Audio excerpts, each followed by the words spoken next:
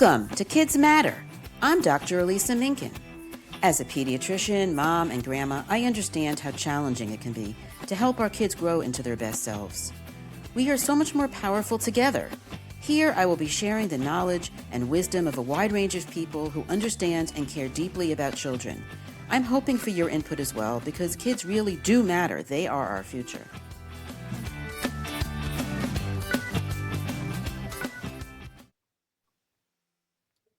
Welcome back. I'm here today with Rivka Fishman. Hi, Rivka. Hi, thanks for having me. Thank you. Thank you so much for joining me. Rivka grew up in Pittsburgh and graduated from Touro College with an undergraduate degree in psychology.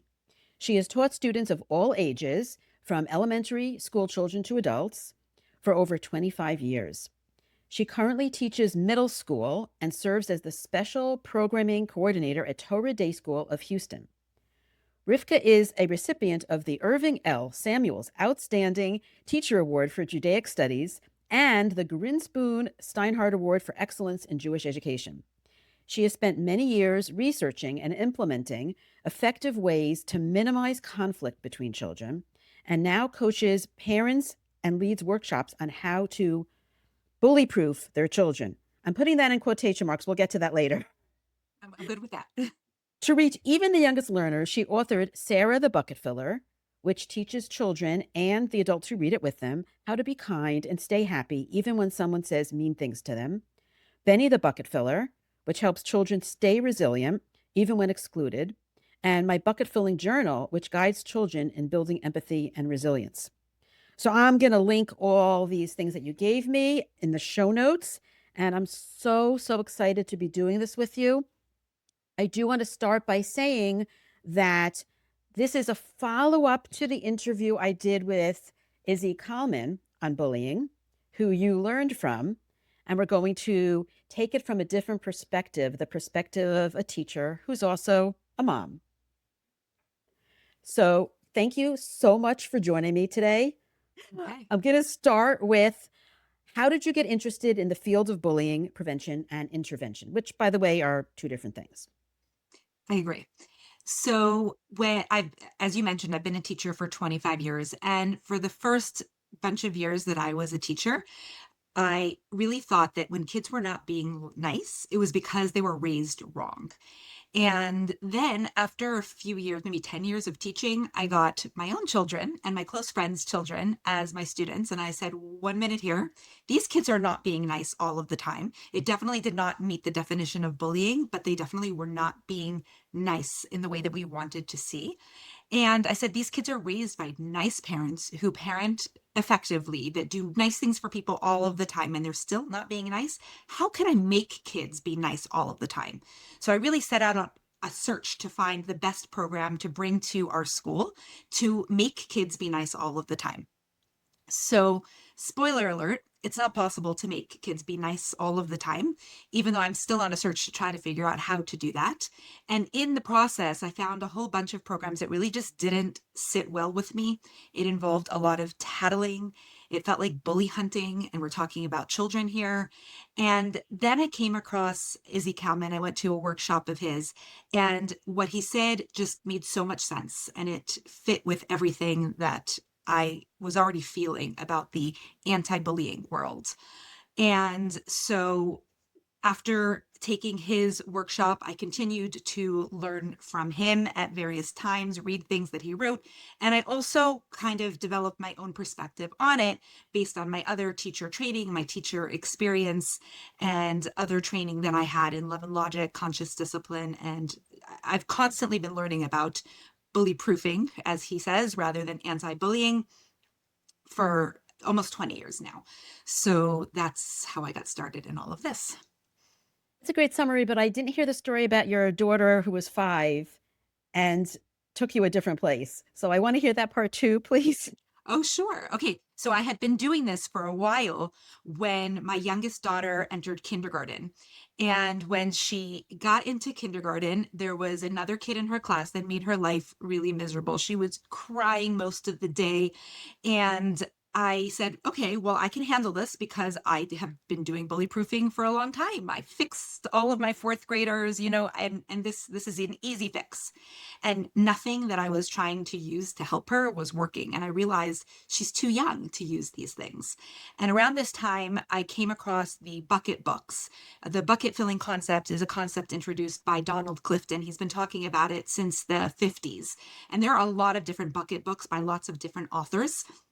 So I bought all of them, figuring some of them would help me deal with my daughter's bullying situation because it's such a fantastic analogy. And just to give a quick synopsis, if anybody's not familiar with it, the idea is that we all walk around with an invisible bucket, and this bucket holds our good thoughts and feelings about ourselves.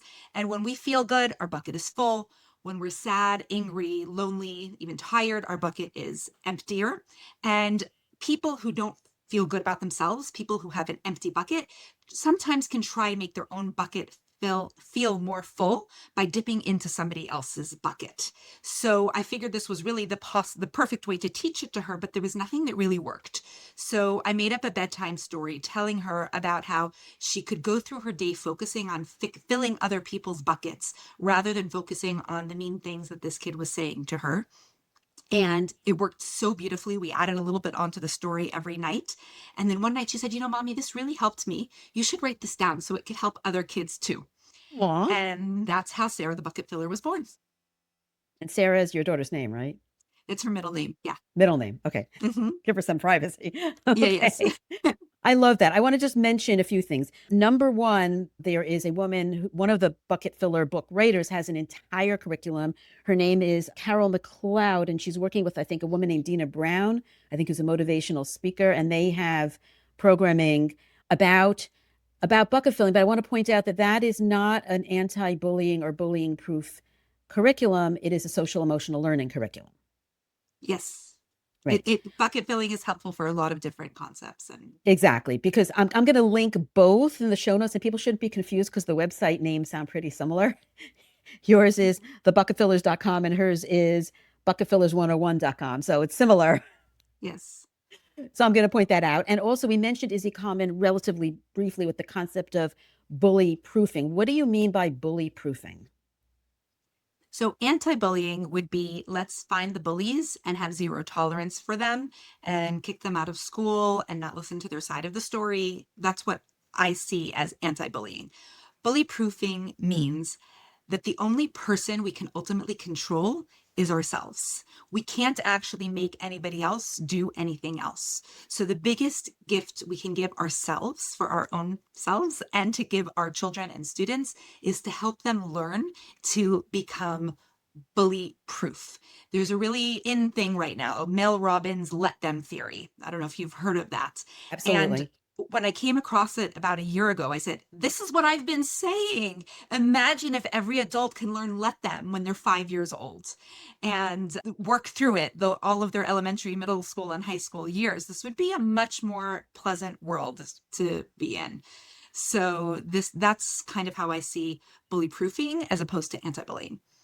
That's a great explanation. But again, the proofing word makes me sounds like waterproofing, like it's watertight. And you're giving your child more resilience with this, but it's definitely not the sole piece of, you know, helping reduce bullying or reduce the impact of bullying.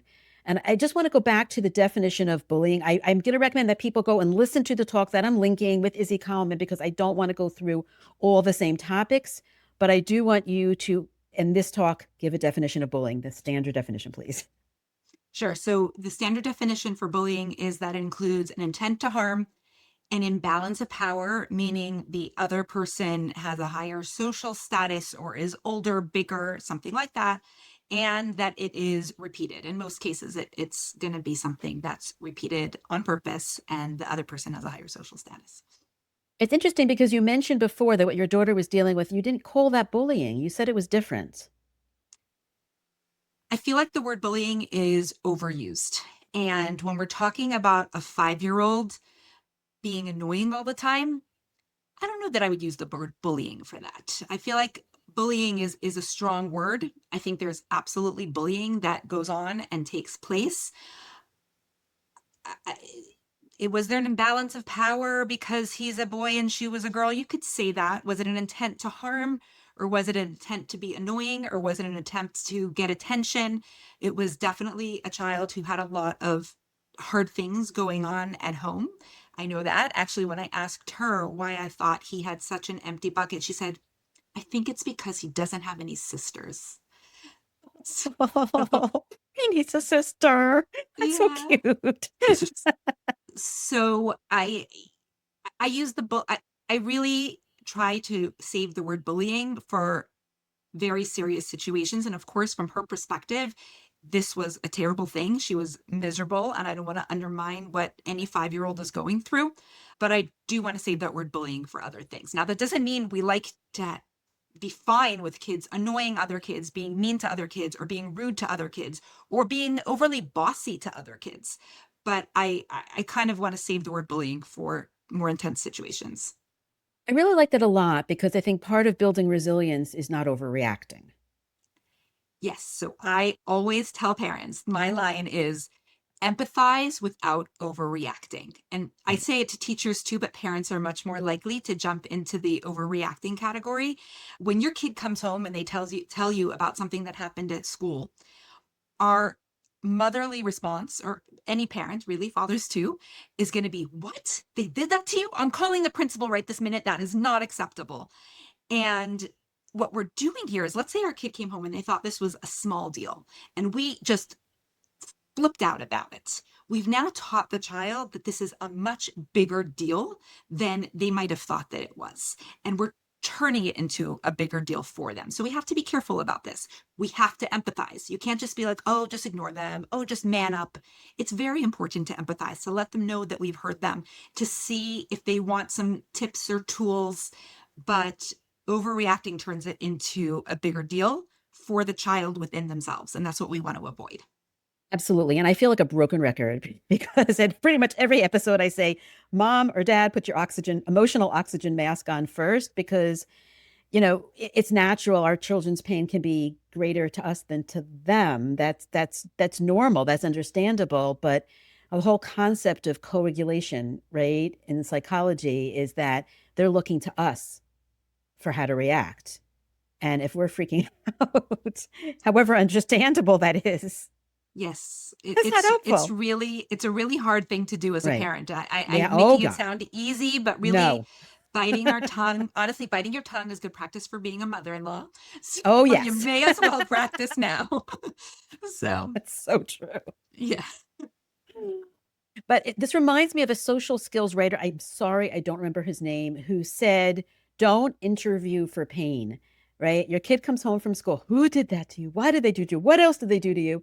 That's part of the same idea, right? Y- So, You want to ask questions, but the tone yeah. of voice is very important, right? Yes. You want to say, Yes. can you tell me more? Can you tell me a little bit about what happened? You definitely don't want to help make your child feel as if it's their fault, even if, you know, sometimes there are definitely things that kids can do to avoid being a victim, but you do want to gather information, but your tone of voice is super important to how it's done. So it's not quite an interview or an interrogation, but you need a bigger picture for when you're going to be speaking to the school if that's necessary. And you need to be calm, which is Yes. easier said than done. Yes. Yes, for sure.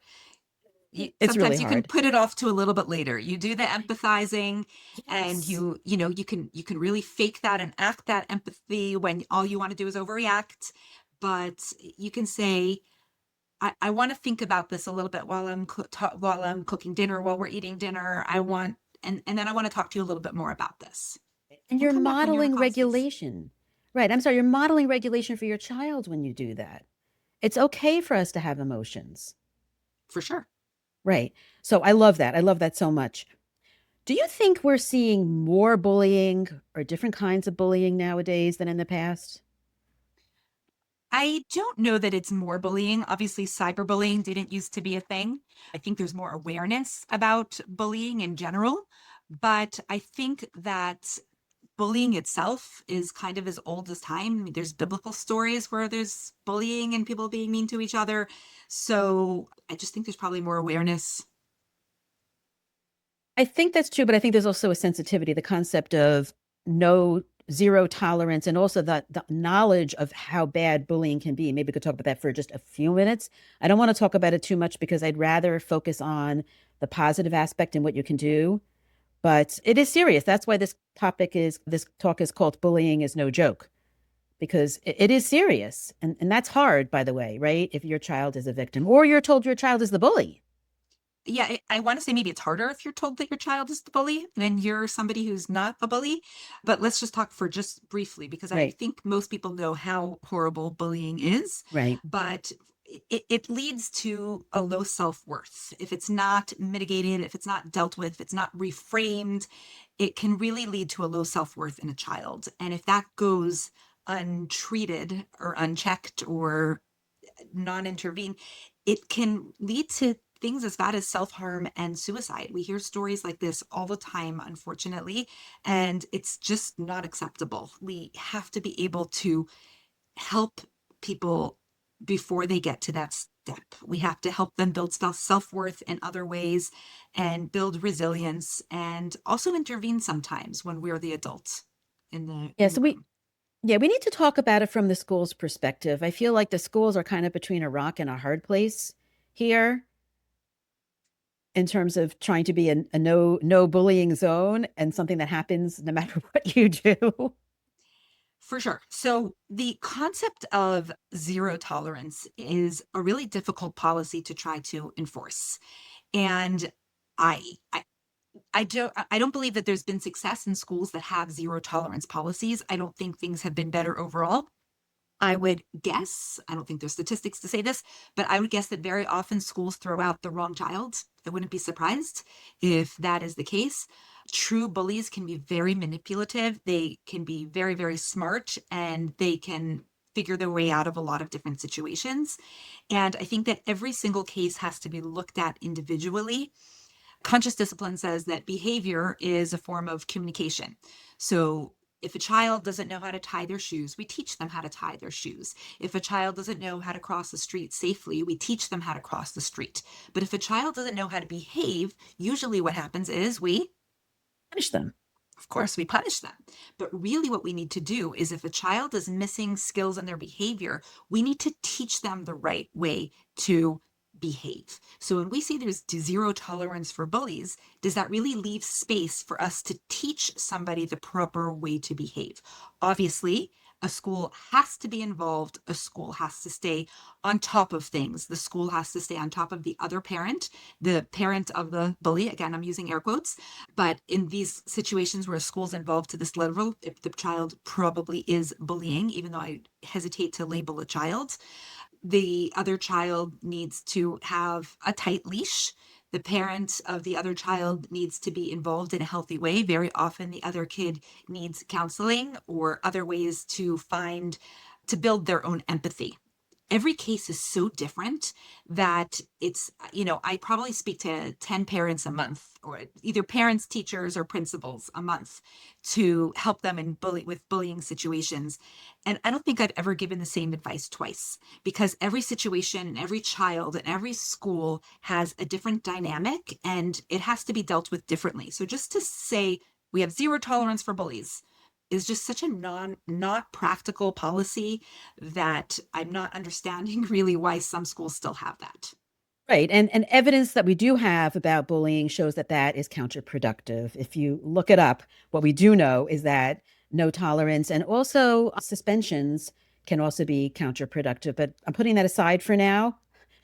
But what surprised me when I was trying to help a friend of mine whose son was being bullied was I did find that we don't have really effective programs. We just don't. And I talk more about that in my talk with Izzy, so I don't want to go over it now.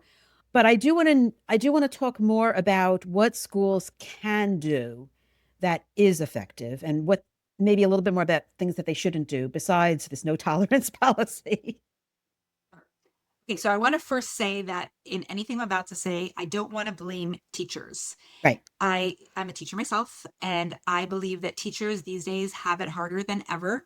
We're Oh, God. teaching children whose parents do the gentle without the parenting, and we are and it's tough. It's really hard these days. My friends who are my age, who are teaching in all different cities, say, and I'm not even 50 yet, say, I don't know how much longer I can do this for. These kids are really just challenging every nerve that I have. So it's teachers have a hard job. Often they have more students in their class than they can possibly really undertake and really care for individually the way we would want to as teachers.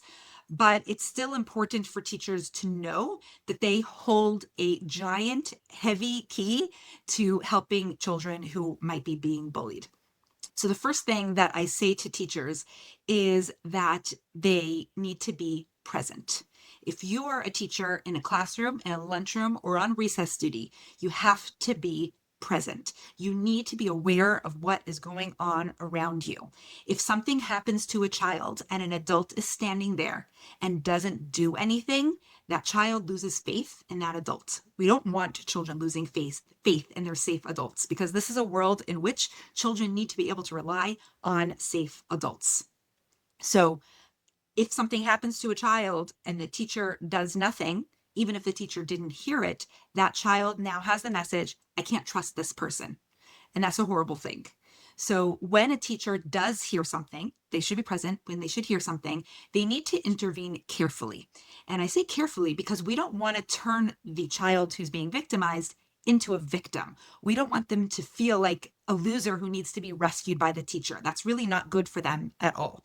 So what we do want to do as an adult who sees something happen is correct the behavior of the person who needs to learn the skill to fix their behavior. So if somebody calls somebody else a name, you say to that person, we don't call people losers in this school. If somebody won't let somebody sit at their lunch table, you can say, we make space for everybody at the table. Do you want to bring over a chair, or should she bring over a chair? And in this way, we're not rescuing the other child. We're simply teaching the child what is and is not acceptable behavior in our eyes. Then there's also the social exclusion piece that teachers can help with as well. And in this situation, you need to know your class and figure out which kid might be lonely and which kid needs to have some friends. And the way that you can help these children, I always say that we need to create safety in numbers. So if there's this one kid that everybody ignores or everybody picks on, whatever it might be, the teacher should pick a few kids, maybe 3 kids if possible, who are friends with each other, who they know are nice kids who have it in them to do this, and say, this girl doesn't seem like she really has a lot of friends. Do you think you could invite her to sit with you at recess?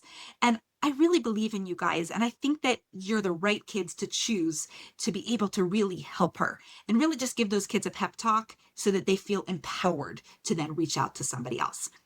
Kids are really trying to survive the social atmosphere of school the entire time they're in school. It doesn't change that much when we're adults, honestly. There's still so many social dynamics that we have to deal with as adults.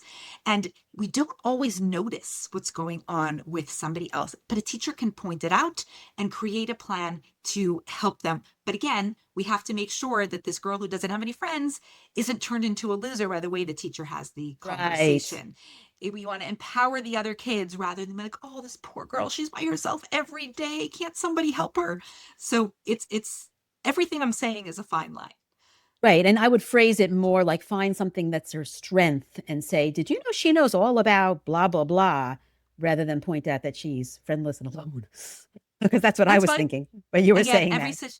it depends. Every situation is going to be different, and in some cases, that's definitely the right thing to do. And So, this is if you see something as a teacher and, you can do something about it. A lot of these things are happening outside of the teacher's eyes, obviously.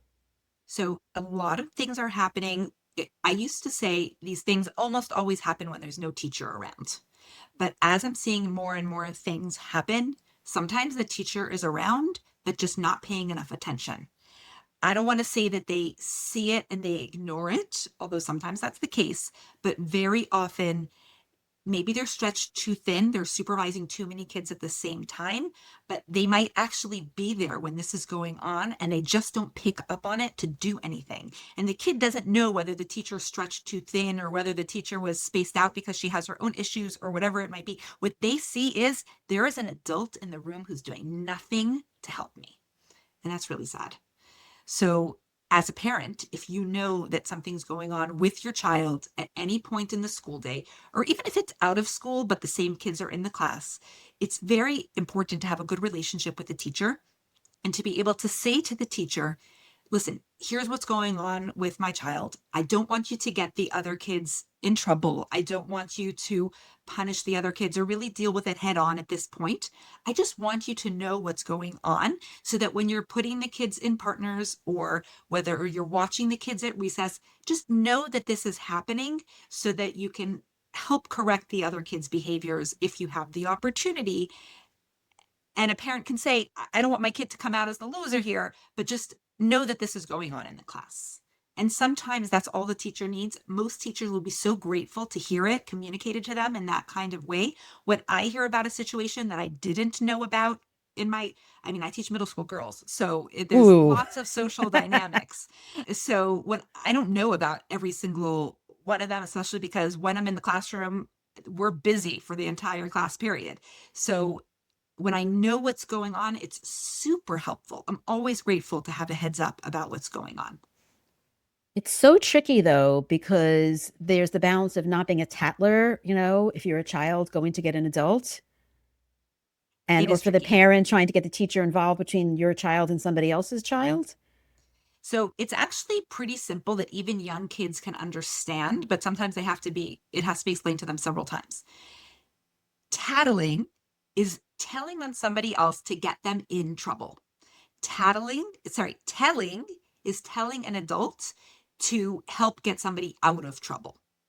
So tattling, you want to get somebody in trouble. Oh, he's cheating on his test. Really doesn't hurt anybody except for that own kid. It doesn't matter. That doesn't need to be told. Telling is the kid's climbing to the top of the flagpole right now. It doesn't seem safe. And those are the times when you tell an adult. Now you also tell an adult if you need help, if you need help yourself. This is what's going on. Can you help me? Please don't go get the other kid in trouble. That's just going to make it worse for me. But here's the situation. So I think when parents can understand it in that way, they can communicate it to the teachers that way, and then the kids can get the help they need, knowing that if they tell an adult, it's not going to, can I say, blow up in their faces, you know? So Again, it's going to all be back to that parent putting their emotional oxygen mask on first and not freaking out themselves definitely. because you get this gut reaction, right? That's normal. For So sure. what I'm hearing from you is it's not the telling, it's the how you say it, how you frame it, which is tricky, I think. Yes, on the adult level. On the child level, you want them to come and tell you. You're going to Right. thank them for letting you know. But on the adult level, the way you communicate it to the teacher or to the school is very, very important. You kind of do want to tell the school because not all schools have all the skills. I'm not saying this so that you can call the other kids' parents right away. I'm not saying this so that you can do it. Just keep your eye on the situation for the time being. Sometimes it does need to escalate beyond that initial conversation, but so many times just the awareness is enough to help. Like really. That's excellent. I'm thinking though back to Izzy Kalman's method of building resilience in the children. I think it's also you don't want that kid coming to you every time somebody teases them a little bit, right? You don't want them to be so sensitive to teasing that they're always coming. So and so said something to me, even if they say it in a nice way, can you help me? Right? Yes. So that gets into a much deeper level of bully proofing than just these initial kinds of things. So there are a few things that I teach kids, and it really depends on how old they are. And so until about third grade, I used to say fourth grade, but post COVID, really it's third grade. You want to teach kids assertiveness skills. So skills work very well for young kids. And that's if somebody calls them a baby, you turn to them in a calm voice that you practice with them ahead of time. And you want the kid to say, please don't call me a baby. It's enough. You want to say, a kid runs and bumps into them in line. You want to teach them to say, please, when you come into line, don't bump into me. I like to have my personal space. That works really well until about third grade. Then there's this point where it switches, and where if you are assertive in that way, it's going to turn it into a much bigger deal. The other kids can be like, please don't bump into me in line, that kind of thing. Or, oh, you don't like the when I call you a baby? Okay, baby, I won't call you a baby, baby. And so that flip happens third, fourth grade, something along those lines. It really depends on the child, the class, the maturity level, where that point is. And for older kids, what we want to do is a few things. The first thing we really want to help kids do, so that we take something that could be a temporary hurt and we keep it as a temporary hurt, rather than it be something that follows them into adulthood. We want to help them understand why the bullying is happening to them. So we can use the bucket analogy when they're younger, and as they're older and as adults, we can help understand hurt people hurt people. So one thing that I teach is called the translating tool. So if somebody says to them, oh, you're the teacher's pet, we tell them to translate that into saying, I think the teacher likes you better than me, and that's really hard for me. So when a kid can hear things in a different way, like, this isn't about me, this is about what's going on with that person and their empty bucket.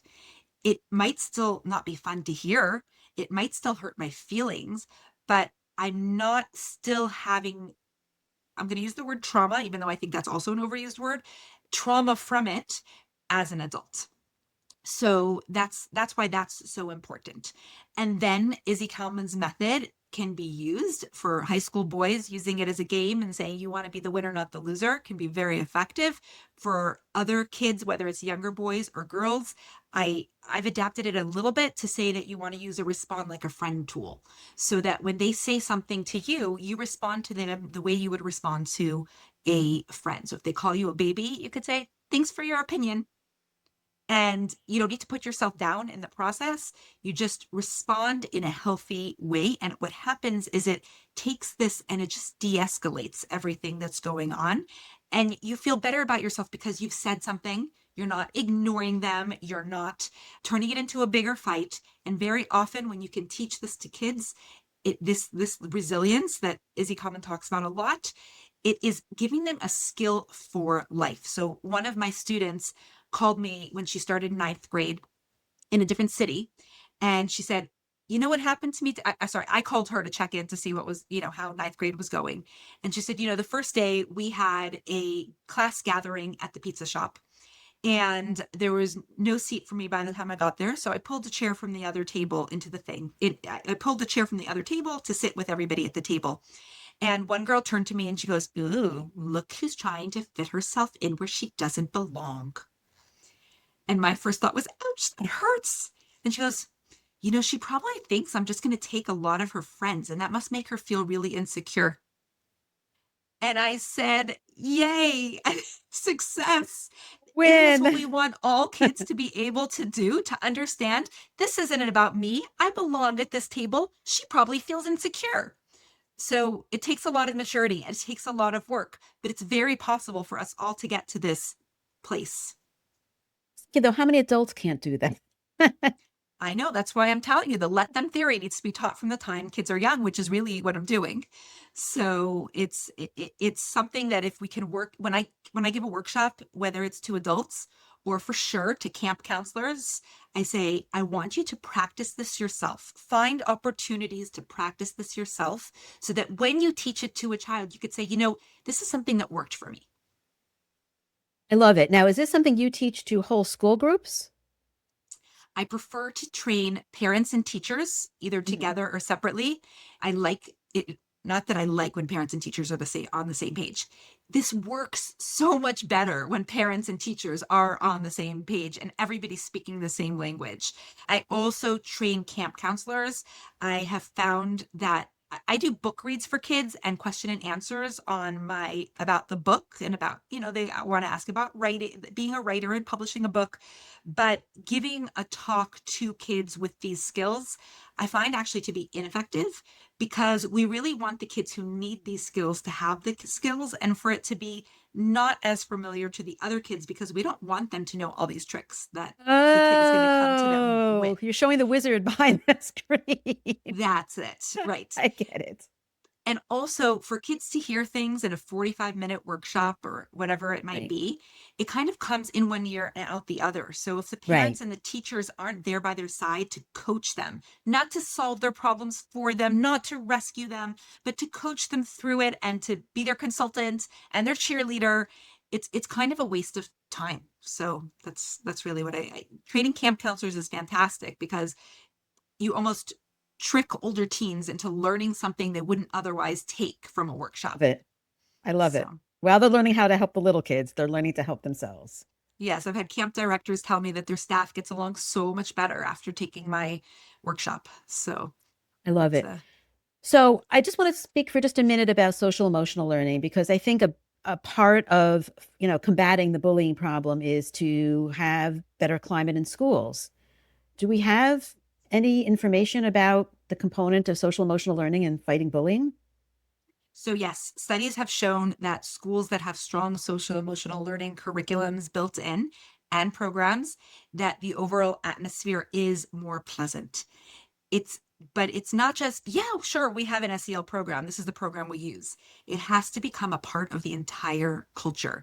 Every classroom needs to absorb it. The school social worker can go into each classroom to teach it. But if the teacher is not there to reinforce it through the day, if the recess teachers don't have the same skills to help talk about whatever it might be as it goes, it's just going to be a program. It's just going to be a sticker chart. It's just going to be a nice talk with some stories and inspirational messages. So, social emotional learning is super important. We want the parents on the same page to know what the kids are learning in school so that they can reinforce it at home. And and that's the way that social emotional learning can be effective. A bunch of years back, I was teaching a social emotional learning curriculum to my class, and I sent an email home to parents explaining all the different pieces of here's what we're doing, here's what you could do at home, here's what your kids are working on. And it was a difficult parent body of the class. Certain classes have parents that are less cooperative than others, especially in small community schools. That's kind of that dynamic. And I got a response from that email from one parent. Thank you. This is great. I'm going to work on it. And I bet you'll believe me if I tell you that that is the child with the best social skills in the class. The rich get richer. So, yes. Yeah. So I think of bullying as on a spectrum all the way from teasing to very, very serious bullying. And we are not going to talk about the most serious end of it because that's clearly already in the legal domain. And, we have to keep kids safe.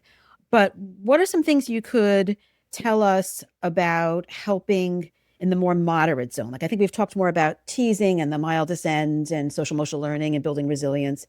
What about something that's sort of in a moderate end? It's not yet in the legal zone. Nobody's physically getting hurt or at risk, but it's pretty persistent and it's ongoing despite everything else we've tried. So, continue all the things that we've already tried. That's first of all, it doesn't go away. And on top of that, am I speaking to a parent, a child, a teacher, all of the above, a school? I want to know how you would handle this from the school's end in the different pieces, all those Okay. people. From the school's end, sometimes a school needs to put more supervision on the ground when there is a more serious situation, and especially if the teacher is not necessarily equipped to handle it. And I know that's not always easy because schools are understaffed as it is in most cases. But if there's a situation, the child needs to have safe adults present. And so that's the first thing that a school really needs to take care of. The second thing is they need to meet with a child and then meet with the parents and then meet with the child and the parents of the kids who are acting like bullies. And they need to help them understand that there's zero tolerance for this behavior. So I'm using the word zero tolerance carefully here because we need that child and the parents to know that this behavior is absolutely not acceptable. And therefore, they need to work on ways for it to stop. If we can recommend a specific therapist to help the child from the school's end, that is a great thing to do. For the teachers to continue to make sure that the children who are being victimized are taken care of, are supervised, are not being partnered with the people who are being mean to them, don't aren't forced to play with them or whatever it might be. Maybe they have different groups. The school has to be on top of it. And in rare situations, sometimes children do need to be asked to leave school, at least until they have learned the way that the school expects them to behave. So we need to see small improvements for the child to stay in school in the first place, but sometimes the improvements are too slow, and parents need to be told your child is welcome back when they can come to school without making other kids go home crying. That's a really good explanation. Because it really is so important to keep kids safe, and that can be a hard thing to do because we understand that all the methods we have right now are not working. I'm thinking of what I read was the newest method is restorative justice. I saw that happen with a friend of mine's kid, where they brought the bully together with her son, the victim, and they had to, I don't know, talk about it, their feelings, or say sorry, or whatever it was. And no, it's happening all over again. Complete recidivism here. Just saying. Yeah, I'm sorry. I was like smirking as you said that. That might work with kindergartners and it might work with second graders. And the concept sounds really nice and fluffy and beautiful, but it's just going to make it's just going to make it worse. I'll give you another example of something that makes it worse. When, as a parent, you call the other parent to let them know what their child is doing to your child, it is going to blow up in your faces almost every single time. I was speaking to a parent a few months ago, and she's like, no, I know the mother really well. She's really sweet. I had a conversation with her. She took it seriously, and I know she had a really good conversation with her daughter. The next day in school, this 8-year-old girl, 10-year-old girl, went to the girl that she had been bothering all along, kicked her in the leg, and said, there, now you have something to go tell your mommy. Oh, So we that was a really do fail. want, yes, it's almost always a fail. I have never heard an end of the story where it was not a fail. You do want this to be dealt with through the school. You do want to be the teachers, the principal, the school social worker, they need to be the ones to speak to the other parent. Don't do it yourself. And for sure, don't speak to the kid, because when we talk about imbalance of power, Oh, if you're going to yes. speak to the other kids, that makes you the bully. So that's something else to put in there. And I do want to continue to emphasize that when we communicate, when as parents we communicate with the school, we must do it in a productive way. We want to have a partnership with the school. It's not us against you. The best thing is that we are a team. We're all here on team David. If David's the kid's being victimized, we're all here to help him together. I don't, I haven't met a teacher or a principal who said, nah, it's totally fine with me or kids are bullied. Just let whatever happens happen. That's not my business. I haven't seen that. I'm not saying that doesn't exist. We're in education because we deeply care about children. There are many more things that we could do with our lives if that wasn't our main goal when we are in education.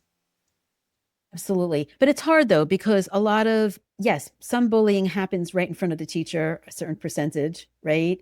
More than you would think, right? You told me. Yes. Mhm. But especially in the era of the digital world, a lot is happening in the digital domain that's not visible to Yes. you as a teacher, right?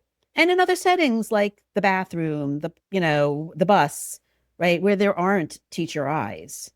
So I do see that as a problem. Like who said what to who did what? It's a he said, she said thing. Right. Often when these things are happening, when an adult doesn't see it, if an adult can be cued to look out for it, they can catch the situations themselves as well. If you know this is happening at the bathroom every time right before recess, have somebody stationed kind of outside of the bathroom with the doors propped open, which most schools need to do for safety purposes anyway, and hear it. If it's happening at the lunch table, have somebody stand closer to that table and keep an eye on what's going on and catch it yourself so that the kid doesn't have to be the one to tattle, even if the kid is the one who, you know, clued in the adults involved. the adult sees it themselves. And then it's not, you got me in trouble. Right, It's, right, I got in trouble because I did this. right. That's a really good explanation. And I wish we had more staffing because I think that that's a piece, a practical piece Yeah. here, right? And Mhm. also in terms of having a culture, I've heard that, schools that have a culture that include everybody, including the bus driver, right? That the bus doesn't become like a no man's land, right? Where there's still an adult on that, the bus driver who's aware and can be, part of the solution.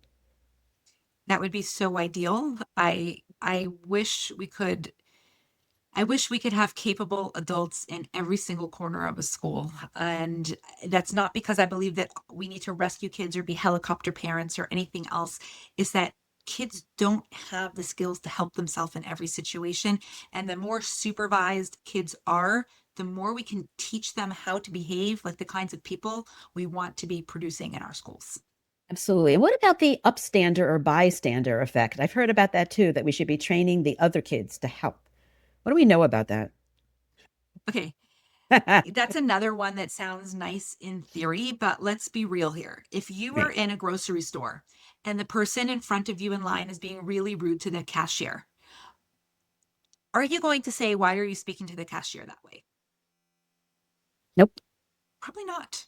Most adults are not going to. It catches us off guard or it feels uncomfortable. And then you take it a step further and you talk about in the adult world, you're invited to somebody's birthday party and you know that there are a couple other people who are friends with you that were not invited that really should have been. You're in a really tough spot. Do I tell them they should be inviting these people or are they going to not invite me next time because of it? So when we have these insecurities as an adult, we are at the same time telling 10-year-olds, if you hear somebody being mean, you need to stop them or you need to come and tell me, whatever it might be. What we're requiring of children should be something that most adults are capable of doing. Right. And when a bystander steps in and says something, what happens is they can make the situation into a much bigger deal. It becomes a bigger class fight. Now there's another kid who's being victimized. But there are definitely things that other kids can be taught to do. First of all, do let an adult know if something like this is going on. That's another good way that adults can understand what the dynamics are. Do it carefully because you don't want the other kids to know that you're going to tell. It is telling, not tattling, if you're going to tell a teacher to help somebody else who's in trouble. You also sometimes can tell a bystander, you know, you can say something afterwards when the bully, quote unquote, is not there. You could say, oh, just don't listen to him. That's how he talks to everybody. Or here, you need a pencil. Like, he grabs somebody's pencil, you can turn and say, here, you can borrow my pencil. There's so many ways that a kid can be there for somebody else, let them know that they're there for them without being an upstander, bystander, or whatever that might be, in a way that compromises themselves socially, but more than that, doesn't help anything in the long term. And they can still be there for the other kid. They can still let the other kid know that they support them. They can say, do you want me to come with you to the teacher to tell you about this situation? Right. But what the piece of the bystander that I really want to caution people against is making a child feel responsible for what somebody else is doing to someone else. It's not their responsibility. Yeah, they feel bad. There's research that shows that bystanders in these situations also can develop low self-esteem because it's tough to hear, it's tough to see. We want to help them understand the ways that they can help without it becoming a bigger deal because most kids and most adults are just not equipped to step in and diffuse a situation. It's a great explanation. And I'm also thinking about just you can't get away from the adults. You need those adults there. Kids are learning. And I'm thinking also about learning the skills of conflict resolution as modeled by adults here. I'm thinking about the role of the teacher or whoever else is there supervising in conflict resolution. I think that's a separate social emotional skill. So that skill is in a lot of social emotional learning curriculums. Conflict resolution is absolutely a part of those, which is why we want the recess duty teachers to be aware of what what it looks like, and to be able to get involved, step into a game and say, okay, we're going to pick these teams, we're going to make fair teams, and these are going to be the teams at recess for the next 2 weeks, so that we don't have to be involved in it. Sometimes we can, instead of conflict or resolution, we can preempt it by avoiding a conflict in the first place in a lot of situations. And if a teacher does not feel equipped to handle these kinds of situations, they need to ask the principal, who's the right person to help with this? I don't feel like this is my forte. I'm not great at this, but if I see this situation, who can help me with it? I love that. I'm also thinking, though, that there's a balance between adults helping with conflict resolution, say on the playground, and overdoing it, inserting themselves where kids need to be kids. What are your thoughts on that? Yes. So, I mean, helicopter parenting and helicopter teaching is Mhm. something that we want to avoid. And at the same time, we want to be present. So again, this is one of the situations where it is a fine line. And I'm, you know, I'm going to say that I know I'm asking you to do something difficult when I'm saying don't be a helicopter teacher and be present. So it's all in how you are intervening. Ask the kids, how can we solve the situation? What can we do so that the teams are fair? What would make this an easier way to make groups of people to do a project? What are some ideas? And maybe you want to talk to kids privately if you're afraid that they're going to say, well, nobody wants to be on Laura's team, so we're going to have Laura just be by herself anytime we do a project. So we have to be careful with it. We want to brainstorm with kids. That could really help a lot in conflict resolution. You don't want to just solve the problems for them. You want to give them the opportunity to problem solve, but they need you to be their guide. The same way that, we might want kids to learn to make their lunches, but we have to have the ingredients in the house for them to make the lunches with. We want kids to learn to eat in nutritious ways. And so therefore we need to provide nutritious food for them. So we're not enabling them. We're not rescuing them. We're giving them the tools that they need to be able to succeed. Right. We're scaffolding them, right? That's a big difference. But it's Yes. tricky and it's hard. And I feel like, I don't know if you saw the Barbie movie where there was a monologue with America Ferrera about how hard it is to be a woman nowadays. We No. need one for teachers, okay? I did one for parents on my Instagram account, and we need I one could where you do that said, monologue. I'll be there. you should totally do that. And I want to thank you because we could just talk about this all day, but I think we've done a lot and I respect your time. And I want to thank you so, so much for doing this with me. This is amazing. Thank you so much for all the great work that you're doing for kids. And I look forward to continuing to listen to all the great things you're putting out there. Thank you again. Thank you for listening to Kids Matter. Raising healthy, happy children takes a village, and I'm grateful you're part of ours. If today's conversation resonated with you, please share this episode with another parent, grandparent, teacher, or anyone who cares about kids. Together, we can build the supportive community our children deserve. I'd love to hear from you. Share your thoughts, questions, or suggestions for future topics at kidsmatterpodcast@gmail.com with no exclamation point. Your voice truly matters. Until next time, keep advocating for the children in your life because kids really do matter. They are our future. I'm Dr. Elisa Minkin, and this has been Kids Matter. Please note that while I am a pediatrician, I am not your child's pediatrician. This podcast is for informational purposes only and does not constitute medical advice. For any medical concerns or decisions, please reach out to your child's healthcare professional.